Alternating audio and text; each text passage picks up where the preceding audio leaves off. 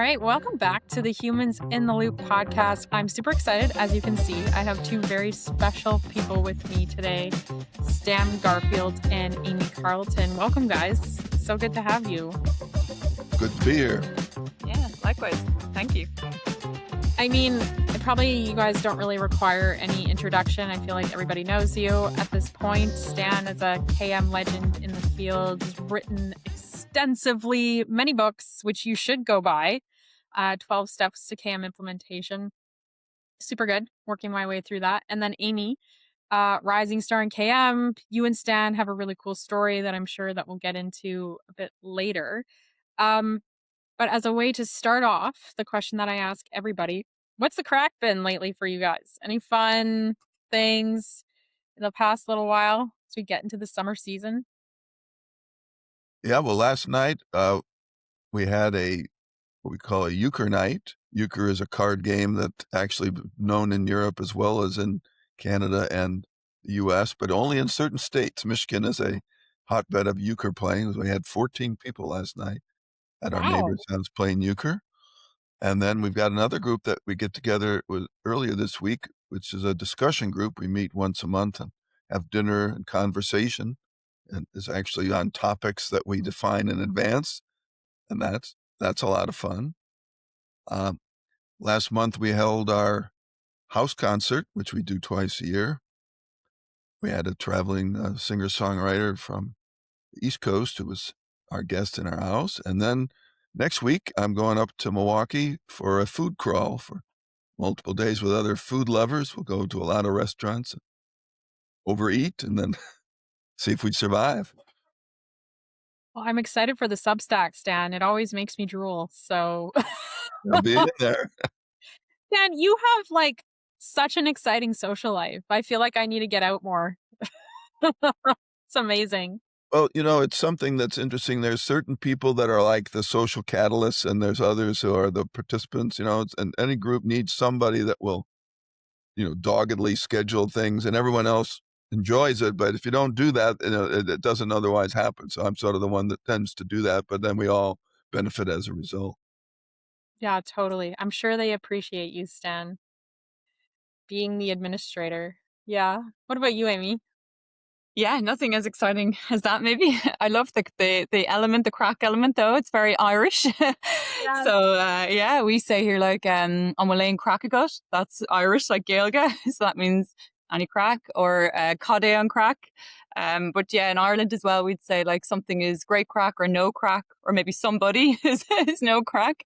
So obviously we're all great crack, but yeah, like lots of fun and games. I actually recently, 2 weeks ago, just upgraded my car, and I had great crack with that because it came with all these new safety features, and basically the dashboard was singing at me as soon as I pulled it out of the garage. And I came home and said this to my partner, Aina, another Irish term there. But yeah, and I said, oh, just be careful when you drive it. There's loads of notifications. You'll be a bit dazzled by it all. And he went out and drove it, and not one notification came up. So I think I'm obviously the more unsafe driver, or the speeder of us. But yeah, we're having great crack trying to figure out how to work the car.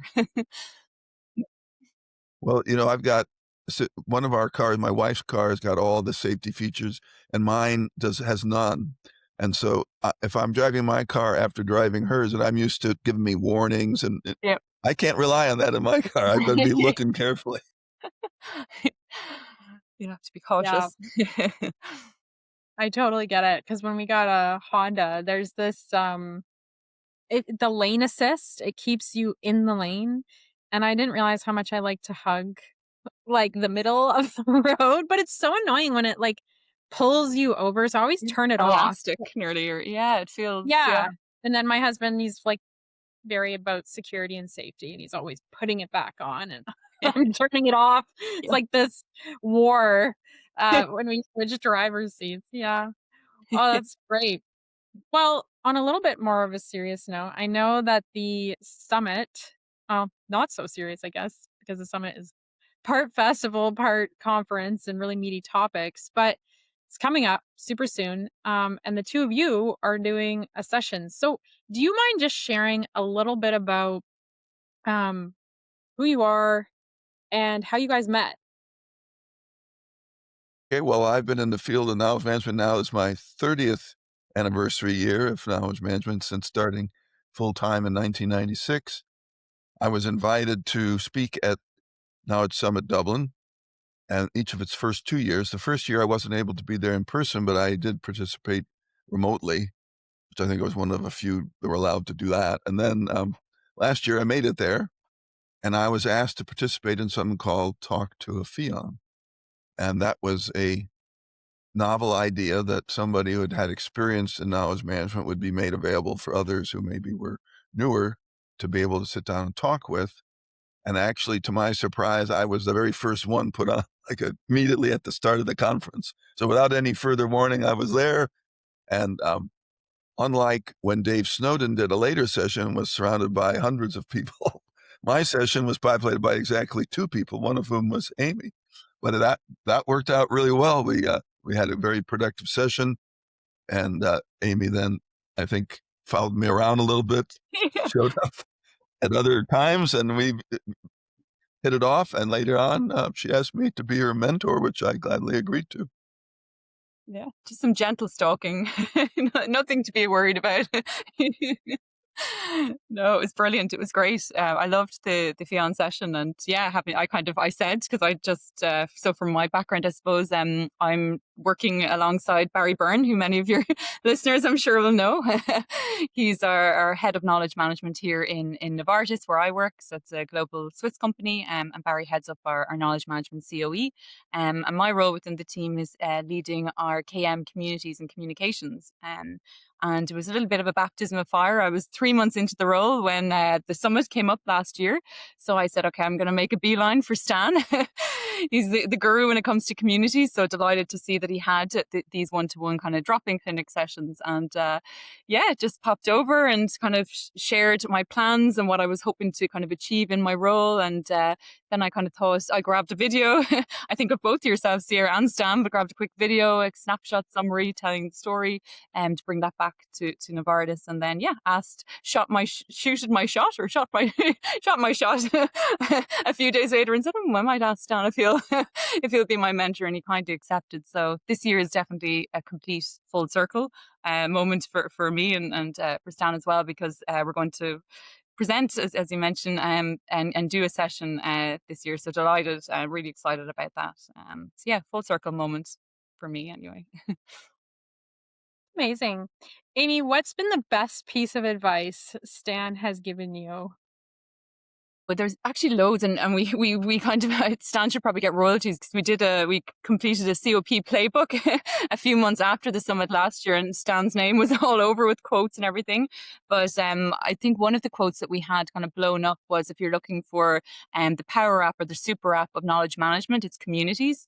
And that was, I think, within the first few pages, that's what we put in, and that really kind of held true for me. I think all roads nearly lead back to communities. Any answer I'm giving to people when it comes to knowledge management, it keeps coming back to the people side. For me anyway, I think technology evolves, moves on, but the constant is that community of practice and those people that you're serving. So yeah, I think just that human-centered language that Stan has and he's written about in his books, we were able to put a lot of that into practice in our playbook in Novartis, which was, yeah, for me, really fantastic. Amazing. And Stan, what's the number one learning you've had through this mentorship with Amy? Well, I think her ability to take what I've talked to her about and apply it is gratifying. And it's one thing, we've talked a lot in the past about going to conferences where it's interesting while you're there, but after you leave, you may quickly be gone and nothing really changed afterwards. And I think in Amy's case, that was not true. She attended the conference and then went back and applied many things and continues to do so. So to me, that makes being a mentor worthwhile. If I was talking to people and they never did anything based on what I talked about, it'd be like, why are we bothering? But I think she's been able to apply it. She comes back with practical situations and questions and talks about, how they've implemented bringing in guest speakers. And she's taken the idea of the local KM community and created the SIKM Dublin group. So to me, she's acting out the things that, I talk about, and that she's bringing them to life. So that's really good to see. It's amazing. Kudos to you, Amy. It's not easy to do implementation. Ideas are great. And Stan and I, we've talked a bit about that. Like, why is it that even though we know through the trial and error of folks like you, Stan, of how to implement a community and the conditions that you need to set for it to happen, that even decades later, people still seem to be asking the same question and they still seem to struggle. Um, and I'm curious for you, Amy, like, I'm sure it's not all perfect, but what has been the secret sauce for you actually be able to not fall into the awareness to action fallacy? It's like on the one side, you're aware, and then there's the valley of death between awareness and implementation. So, how are you bridging that? Yeah, no, it's a great question. Actually, myself and Stan had a mentoring session yesterday, and we were we were talking, trying to dig into this topic in a bit of depth. I think the biggest thing for me, like my background is, as I mentioned, I'm new to KM, a bit of an accidental KMer. So I come from consulting, and there was a synergy there, obviously, because Stan comes from Deloitte and HP. So I was kind of in EY and IBM, so almost kind of mirroring each other across there. But the constant within consulting is implementation and bringing things to life. And there's no kind of ivory tower. You only stay so long in the conceptual academic place before you quickly, move into experiment, pilot, and scale. So my biggest lesson that I learned from previous managers were to always meet the business where they're at and design, I suppose, when it comes to knowledge management anyway, design behaviors and practices that align to the way people are already working. So it's nearly trying to seamlessly or invisibly get our KM messaging, get our KM incentives actioned and enabled and embedded into the business where they're already at. We're not asking them to come to us. We're not preaching the KM gospel to anybody. We're trying to make it real for them in the work they're already doing. So that was everything I do. I suppose I approach with that lens, and that has really helped me make things real or make things practical. Do you have a story, a specific example you can share of where you met someone where they were at and the Yeah, result? yeah, lots of different, lots of different examples. Actually, at the moment, a good, I suppose, example of it is we're in the middle of AI month. Actually approaching the end now for May, so celebrating, as the name suggests, celebrating and championing AI around our organization. And something that's already been done at a local level are AI cafes. So myself and Barry then partnered up with our local Dublin AI cafe and said, okay, we know this is happening. We know it's going to get great attendance. There's great buzz, atmosphere, energy around it. It's being role modeled. AI is being role modeled by our executive leaders.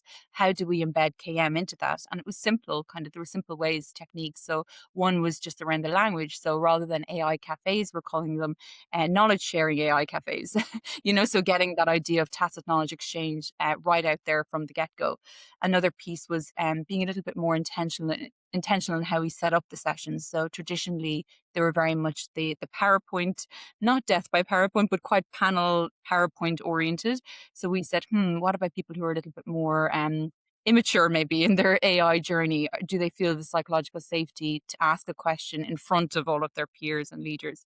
So we said, no, we'd switch it up a little bit and we'd do drop-in clinics. So in parallel, there would be, the panel discussion and, the thought leadership, but we'll also have 5 to 10 AI champions doing one-to-one kind of, drop-in sessions with people. So it kind of democratizes the knowledge sharing a little bit. And then another thing that came out of that was the idea of reverse mentoring, something I suppose Stan and I do a little bit, but it was how do we actually knowledge share, surface test knowledge and reverse mentor and get an initiative going in that space. So we just did that. Actually, I'm busy around the office putting these up at the moment, but we're just kicking it off now. So it's an Ireland AI reverse mentoring session, but everywhere on it is turn everyday experience into shared knowledge others can reuse. So again, we know these initiatives are happening. We know AI is where things are at the moment. How do we engage and integrate KM into that rather than trying to bolt it on as an add-on, weave it in to the design naturally? So that's just one kind of topical example of what's keeping us busy. Great. Stan, when you think about, like, we've talked about some experiences you've had around implementation, and I'm curious, like, how did you get from being aware of communities? I know when you worked at Digital Equipment Corporation, you had the VaxNote conference communities. Yes. Um, And then you've seen the ups and downs of communities where you maybe found them a bit dead and had to bring them back to life.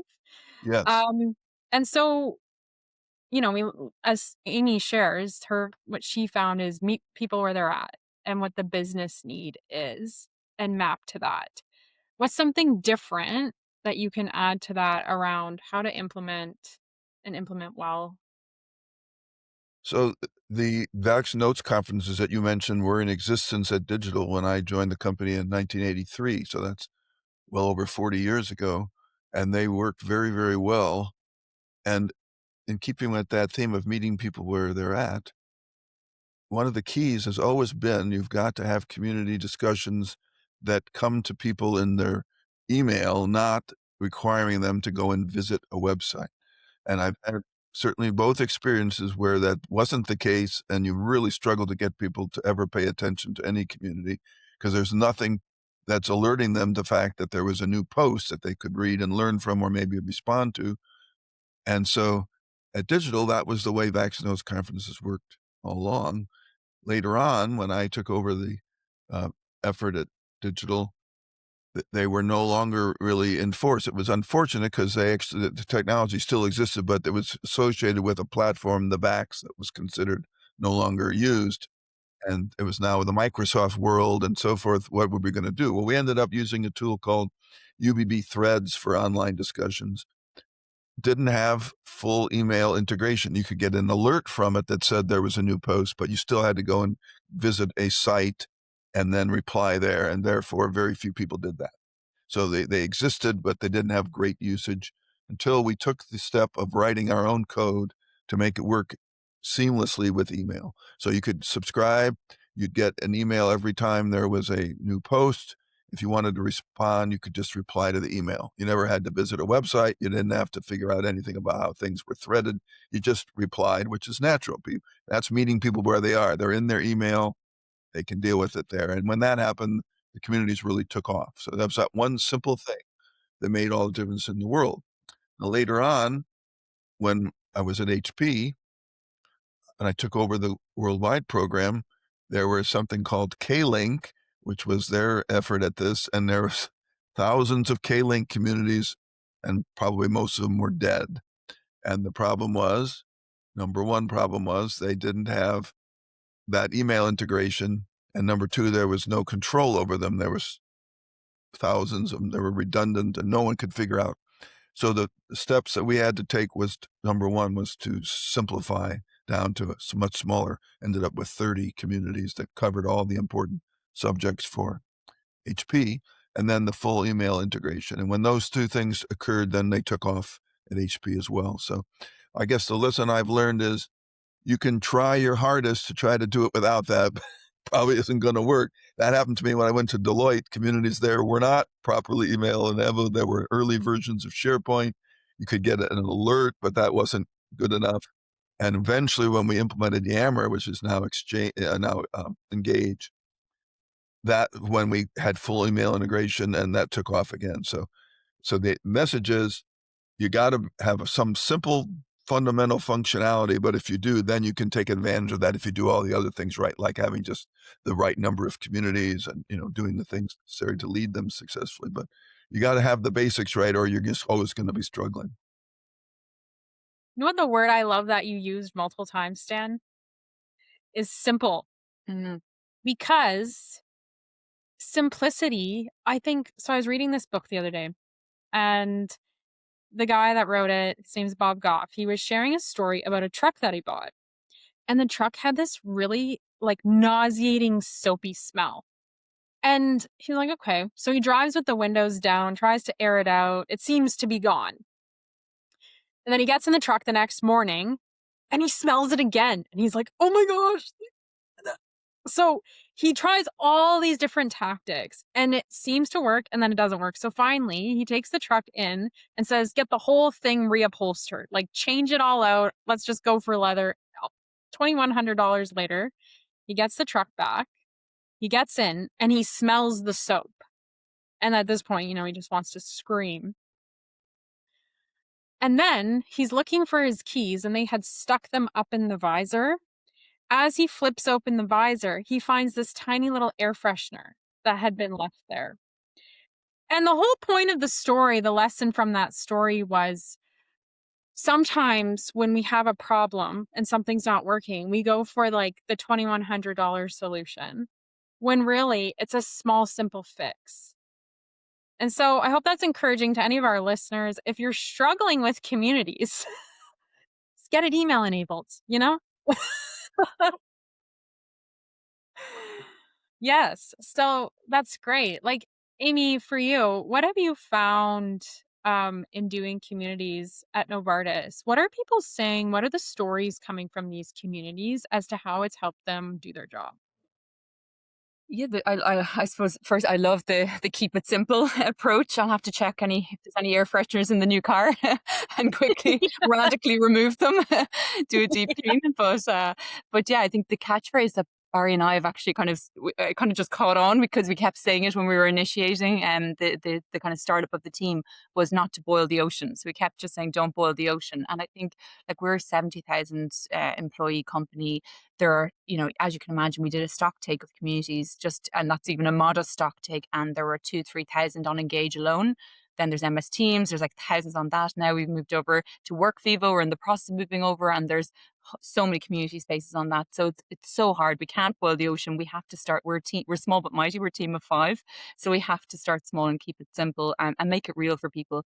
So what I've tried to do is just as much as I can, I suppose, offer a little bit of guidance, professionalize our approach. Like we've given some structure, some templates that can be scaled out and easy, like as Dan said, kind of knowledge in the flow of work. So we've made it easy for folks to access all of those templates and tools.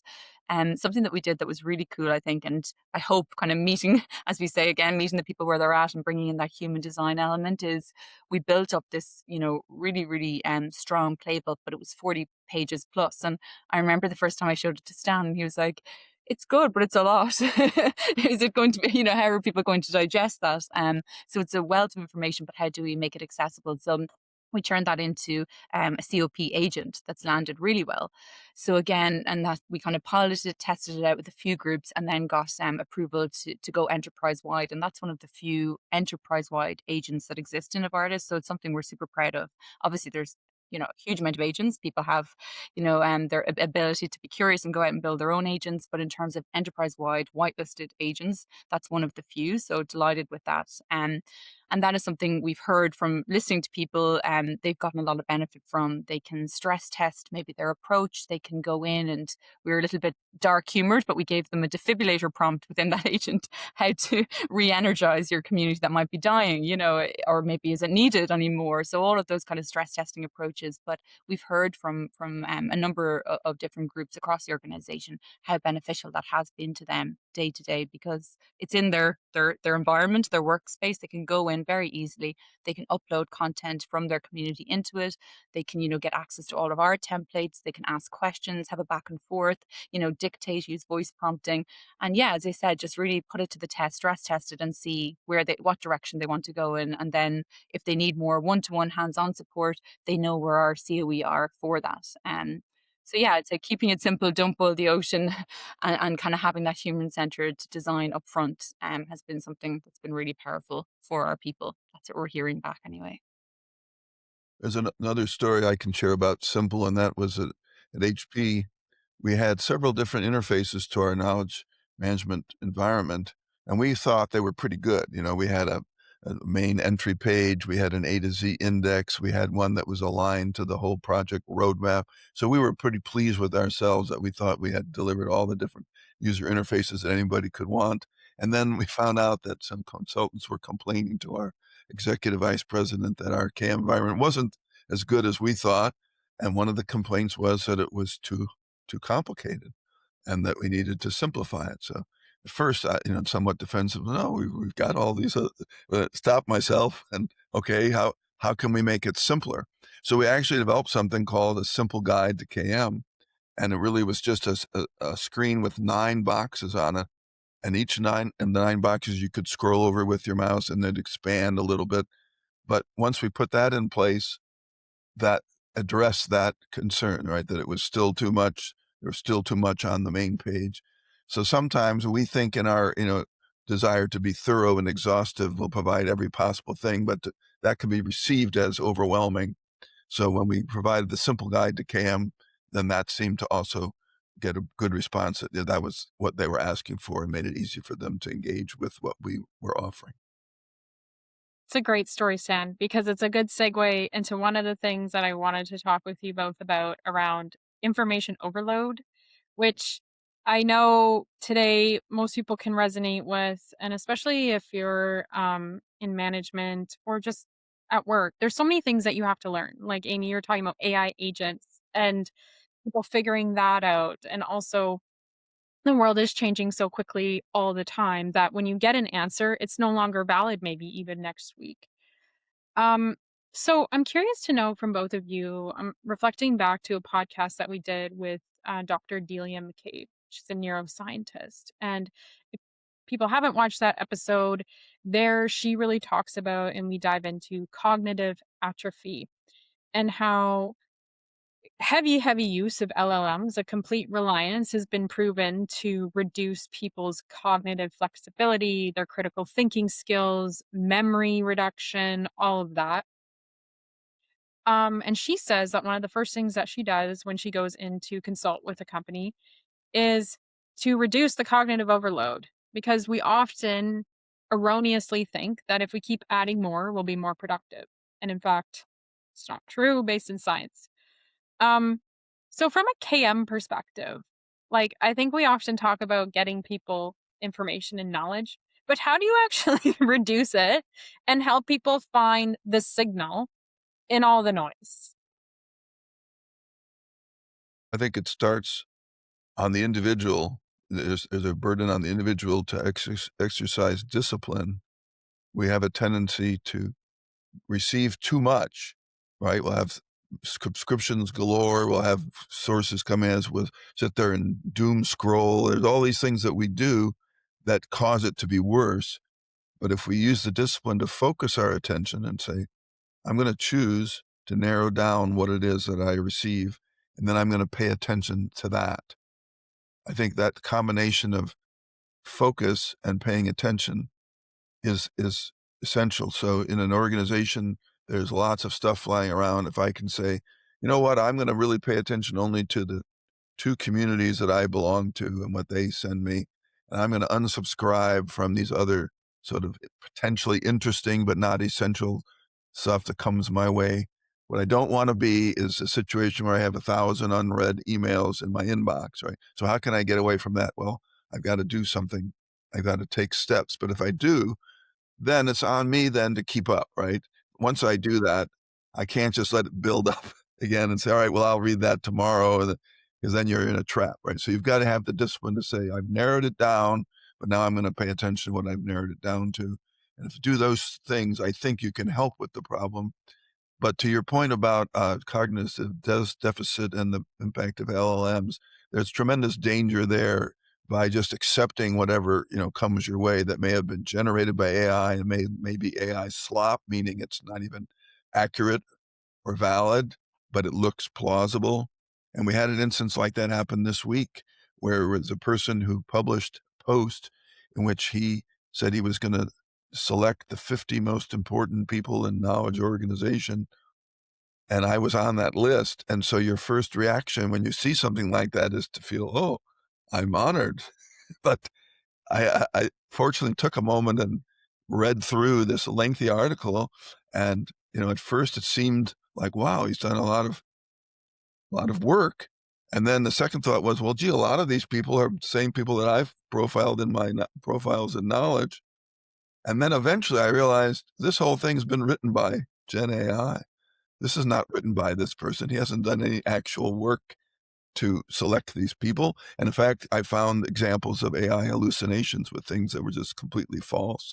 And then other people surfaced and said the same thing, but not until other people had responded by saying, oh, thank you so much. I'm deeply honored. So they were kind of sucked in by the flattery part and didn't have the wariness to say, wait a minute, what is this? Where did it come from? And it turns out this person cranks out these lists for all kinds of different fields. It's just kind of a con.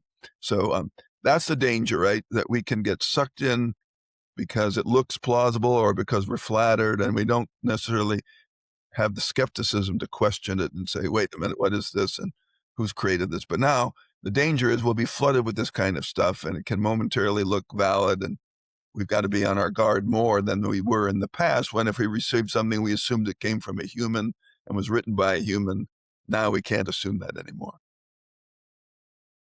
It's such a good point. Like we were saying this as well in earlier conversations, myself and Stan, around like AI optimism and being a cautious optimist in the age of AI, and yeah, having to nearly second guess yourself. But it's something close to my heart as well. Like I teach AI outside of work, so I'm definitely very passionate about it. And yeah, we can see around us, I suppose, the information overload, cognitive overload, attention deficit economy. And then I was chatting to some of my colleagues in the college that I'm teaching at, and we were saying, well, at the same time, there's a hyper consumption of, we're consuming so much content. There's so much out there for us to kind of our brains to wrangle with.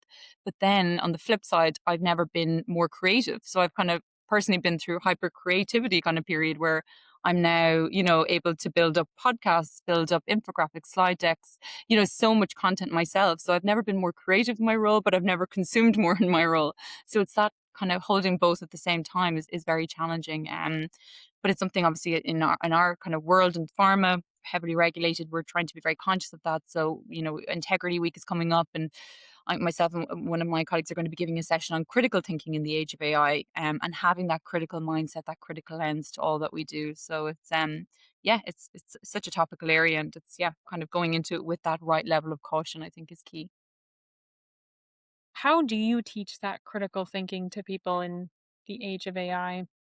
Suppose it's kind of the best practices, the do's and the don'ts, like kind of understanding the sycophancy that AI models have, the kind of persuasive tone that they have, and being able to tell there's certain cues, there's certain patterns that you can recognize with AI content, and I suppose it's kind of honing in your skill set to identify that this is AI, whether it's a deep fake or a generated article through AI, as Stan mentioned. But also, yeah, it's just that critical thinking muscle that you need to I suppose build up even more is key. So what we're doing now, just as a simple hack, is to try and pull in all of our kind of our we use Copilot. There's a memory. All LLMs have that memory, that instruction box. So it's inputting in that box kind of a critical lens prompt that it remembers. So you can give it, like in my case, I kind of say, review this with a critical mindset. Play devil's advocate. Tell me all the blind spots, all the potential gaps here, all the barriers. What am I not seeing? What am I missing?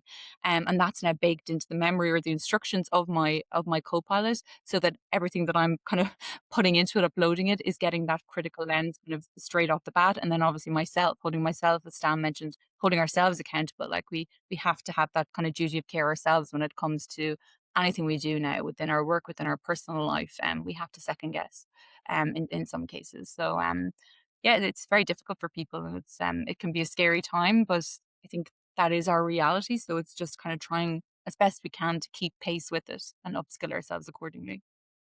Yeah. How do you build systems that encourage that kind of behavior? Because it's one thing for the individual to be disciplined, but I'm thinking of a lot of companies today where, the operational value is to ship it, get it out the door, deliver at all cost. Um, Especially today, I know like in government, for example, where I used to work, um, there's just so many demands. Like the needs are greater and greater. And so programs need to deliver more and more. And so, how do you promote? Because to be critical takes time and it causes you to have to slow down. So, how do you build a culture where that actually is rewarded and accepted? And have either of you had experience doing that? Think definitely from our side, and I think like most companies or enterprises at the moment, we're all in a reactive state. Like the technology is moving so fast, and everybody is trying to now bolt on that governance layer. And I think we're all in that position. So from our side, what we have is we've built up AI steering committees, AI governance boards per function, per division, and then at an enterprise level. So we're trying our best to connect the dots. We actually have a great AI fluency training or capability building program and embedded throughout that is that idea of, as we said, the critical mindset, but also responsible use of AI. We're constantly trying to, I suppose, avoid shadow AI, because that can have such an impact and effect on a regulated environment like we are in pharma. So how do we ensure that people aren't uploading, like intellectual property to different LLMs? So I think we are ahead in that sense. We have a great governance system in place. There's, within our enterprise data management teams, there's trigger warning sensors that appear when any content goes into another LLM, which is brilliant. There's kind of caution, kind of like back to my car, all the safety warnings pop up.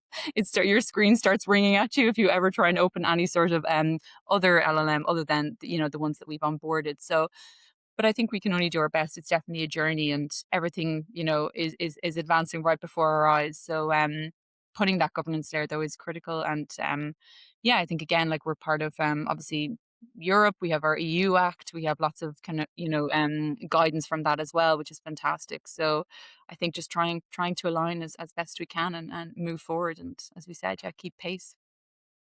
Well, Yeah. something you said, Amy, is probably one of the keys. You were using Copilot yourself in a way of being at least questioning. And I think if we used AI to try to guard against AI, that's probably an answer here, right? If we all had filters that were AI driven that said, watch out for this kind of stuff and alert us, it could police itself to an extent. Yeah. Oh, totally. I love that visual of the car lights and adopting that kind of as a metaphor for AI to help prevent, from the system perspective, any oopsies that the employee is about to make.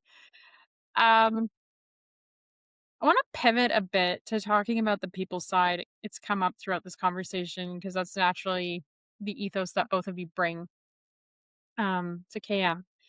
And, in the previous two podcasts, we've talked with two doctors, Dr. Michelle Prentice, Dr. Delia McCabe. And Dr. Michelle Prentice is interesting. She's a lifestyle medicine doctor. And really, in lifestyle medicine, it's all about human flourishing. How do you help the human flourish holistically? Um, and looking at all the different elements, from social life to sleep to mental, physical health, your environment. Um, And it was interesting for me because it changed the camera angle. A lot of times we talk about, in an AI era, getting content and knowledge ready for that. Um, but here, when they talk about the human, and I was thinking about that. Like, how do we get the human ready in an era of AI? And some of the things you've talked about speak to that. Um, but I know when I was like just starting in KM and I would hear it's about people, human centered, I walked away wondering, like, what does that actually mean? Like, what are the nuts and bolts of that? How do you break that down? So I'm curious, Stan, for you, like, how do you bring actionable understanding to somebody when you're telling them it's about people? Right, because you'll hear a lot of people say this, especially if they feel like they've just figured this out, even though we've known this for a long time. Hey, it's all about the people. Well, yeah, Yeah. that's true, but now you're asking what does that mean? For me, when I was writing my first book back in 2006, so 20 years ago, I broke down the 50 components of knowledge management into the three categories that are widely used, which are people, process, and technology. I think sometimes people try to add more, but I don't think that's necessary.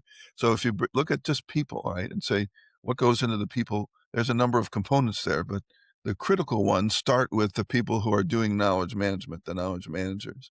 So those are people, and if they do their job well, they're going to really help knowledge management to flourish. And if they don't do their job well, they won't. So it kind of starts with those of us who are practicing the field of knowledge management. Clearly, we've mentioned communities as being essential. And I certainly believe that if you can only do one of the 50 KM components, which one would it be? It would be communities. In communities, really, it's just people that are interacting with each other. There's content that they may be sharing and learning from, but it's really more about their connecting to each other, especially at the time of need. So a community shows its strength when someone has a problem or a need or a question, and they use the community to address it. And I've always said the community will work much better in those situations than any other alternative. So if you match a community against an expertise locator, the community will generally do better, right? Because the people will emerge at the time of need. They would say, I need help. And you go to an expertise locator, A, you may not find the right person, B, they may not be available, C, they may not respond, etc.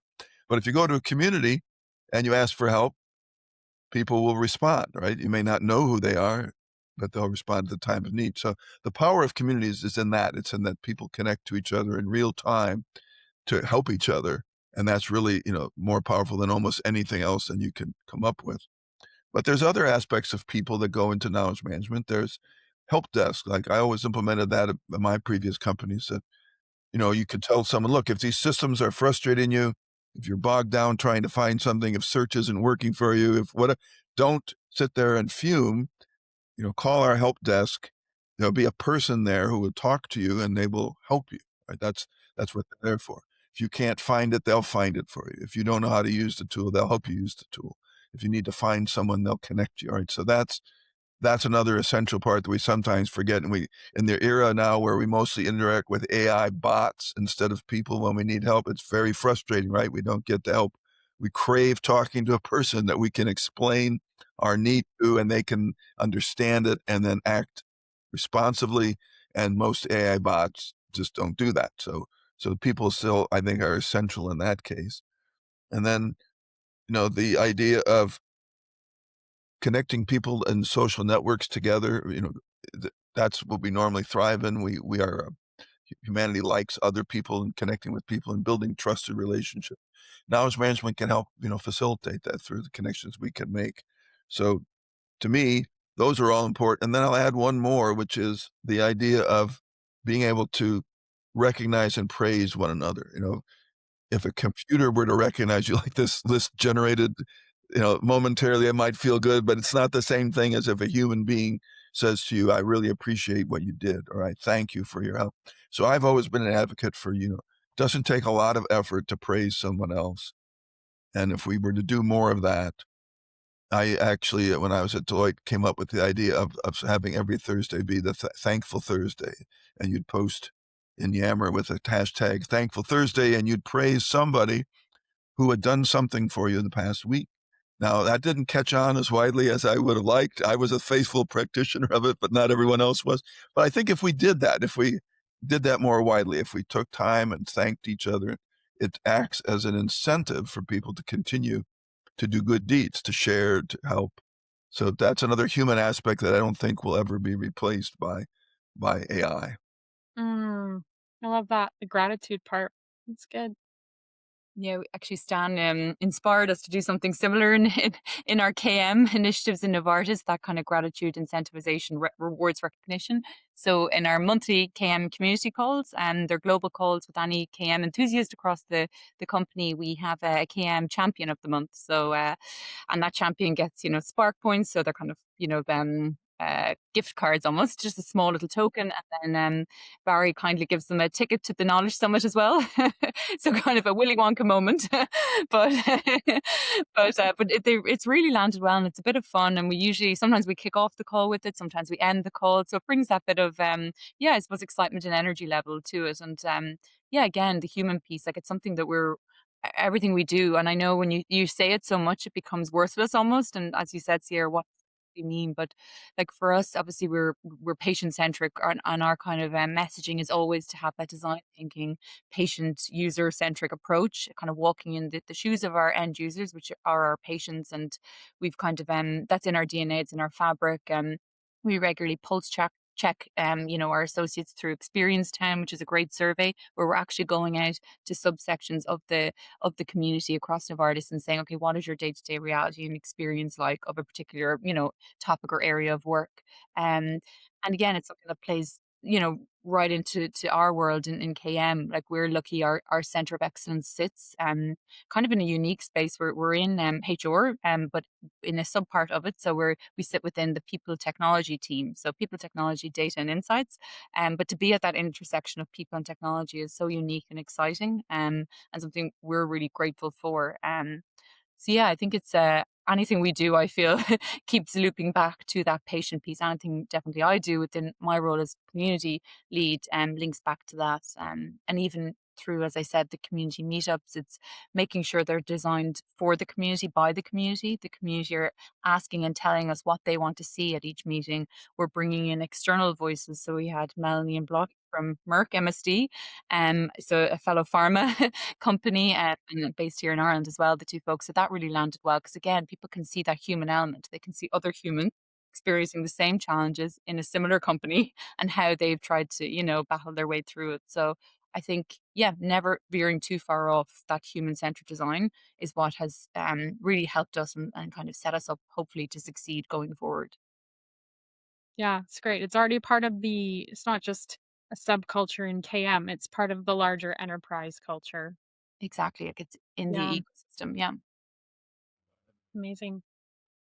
So, in talking to you, it's there's the content piece, there's getting people the knowledge, there's the people piece. I wanted to talk a bit about skills. I had a conversation with another knowledge manager a year ago, and he said something that stuck with me. He said, "Content is cheap now. The future of KM is skill building." We talked a little bit about it with like teaching critical thinking. Um, why I ask that even more right now is when you hear about cognitive atrophy, one of the things Dr. Adelia McCabe talked about was the fact that we are noticing a decline in interpersonal skills. And obviously, a lot of KM tools rely on interpersonal skills. Like if you're taking that human centered approach, communities, etc. But what we're noticing is people being hesitant to just go up to somebody they don't know or to have that engagement. So I'm wondering, is that something that like you're focused on as part of the COE? Is that skill piece?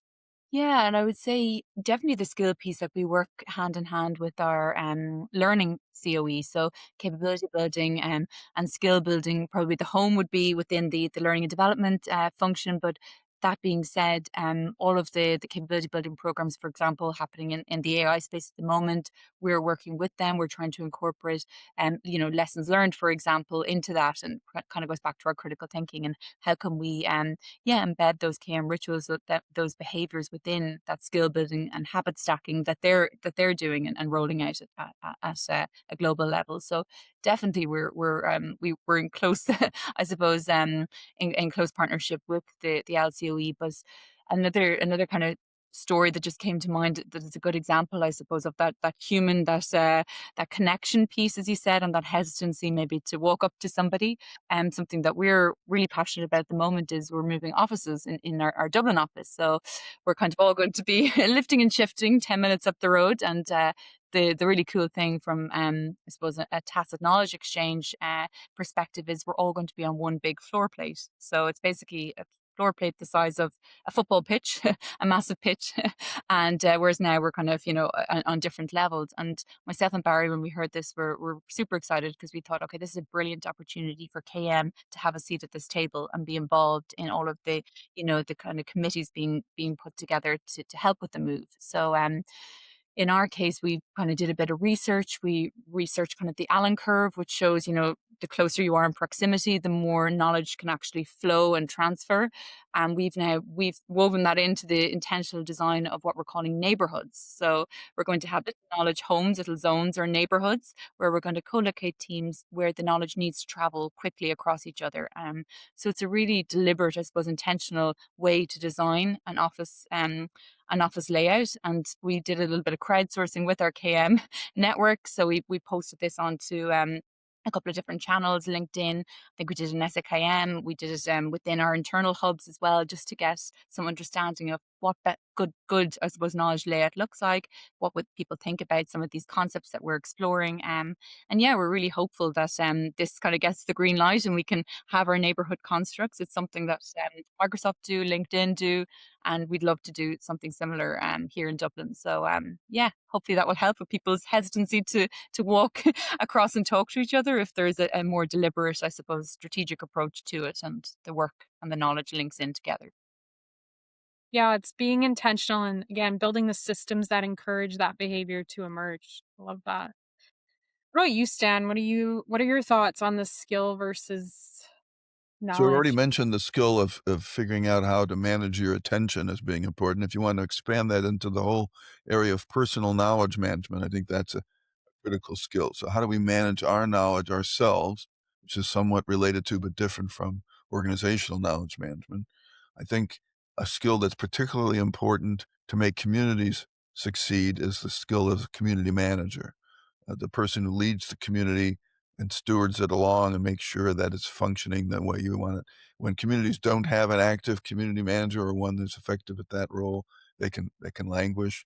When they have an effective one, it can make all the difference. So that's a skill that I think we need to celebrate and help nurture. And then a particularly important one now is the ability to use AI effectively. We've all probably had cursory experiences with AI where we can use tools like ChatGPT and Claude and Copilot in very sort of search adjacent ways. I will use it to answer a question with more sophistication maybe than when it was merely a search result. But there's so much more that it can do than that, and I think many of us are only scratching the surface of it or using it in trivial rather than, you know, extensive ways. But think about if we develop the skills to really interact with an AI tool like a Claude to generate something really meaningful, like maybe it can generate an experience that we can use. You mentioned before about, using your agents, Amy, for purposes of helping the guide become live. Can we use AI in ways that make our employees more effective? Can we have better training? Can we have better interaction with all of our knowledge management resources? There's lots of potential there. I don't think we've really gone very deep yet. We haven't really scratched the surface because it takes time to really work with those agents. You can't just use them as glorified search engines. You have to really dig in and interact and build and try and fail and evolve. But if you do, the payoff can be enormous. I've got a friend who's worked really hard with Claude and generating essentially graduate level seminars using AI where it simulates the professor, it simulates the students. This person can interact and they can discuss and that's the kind of potential I think we want to see more of.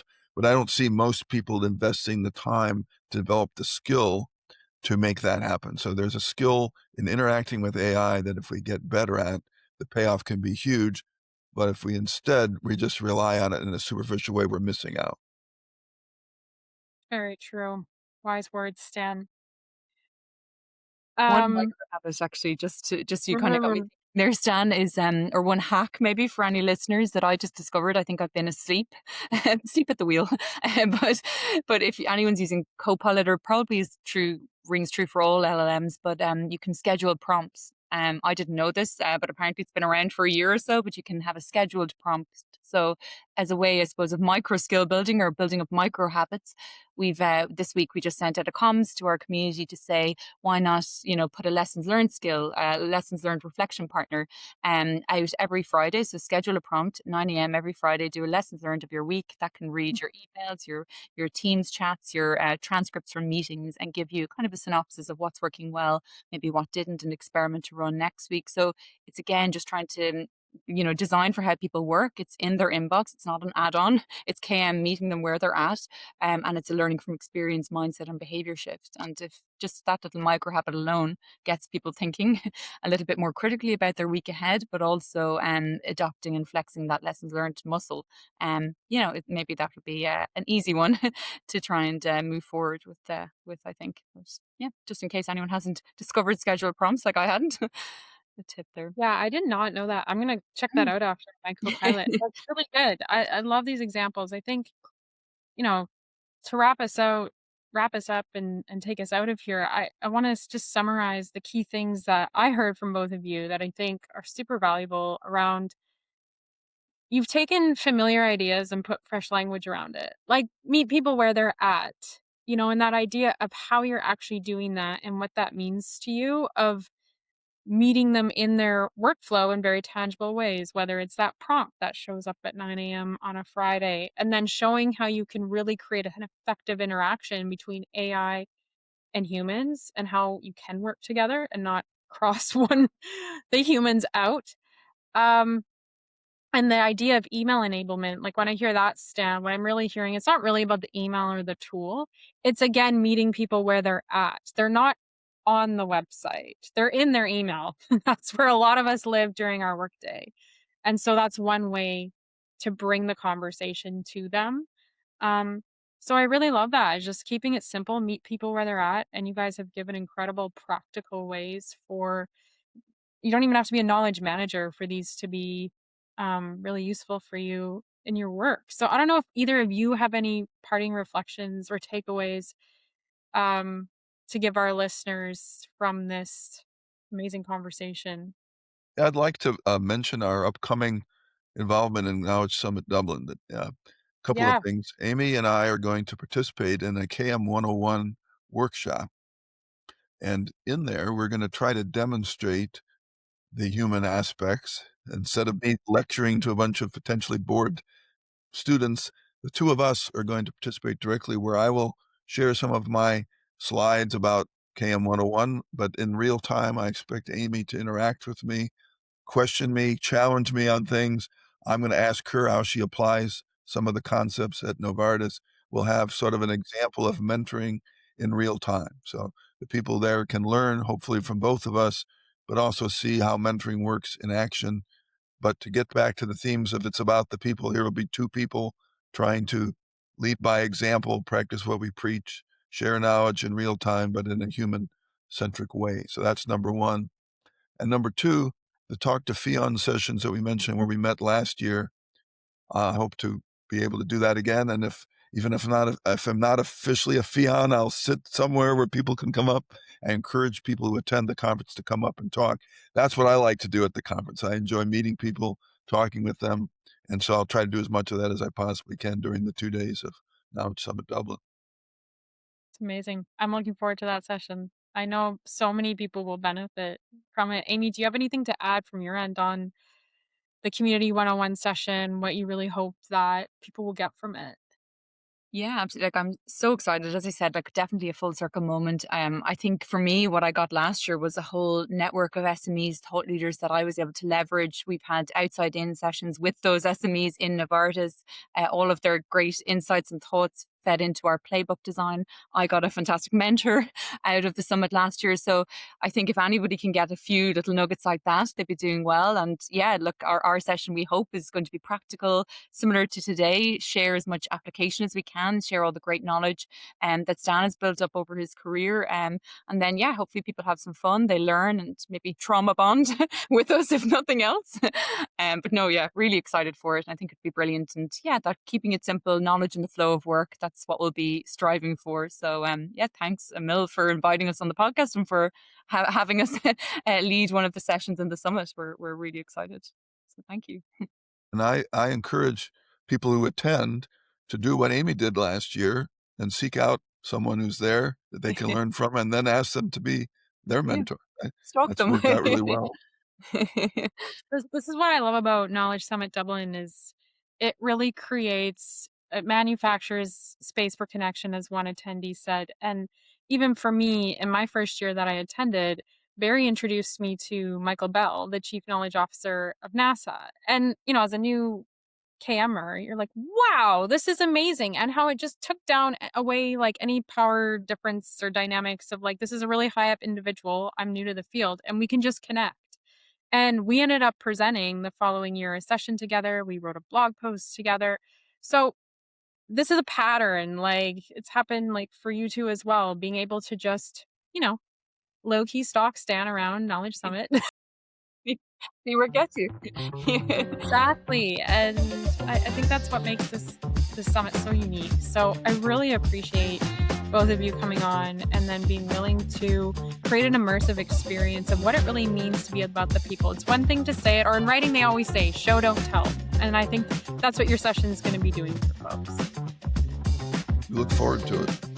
All right. Well, thanks, Stan and Amy. I will see you both in a month in Ireland, this little piece of heaven in our world. So looking forward to it. Sloan.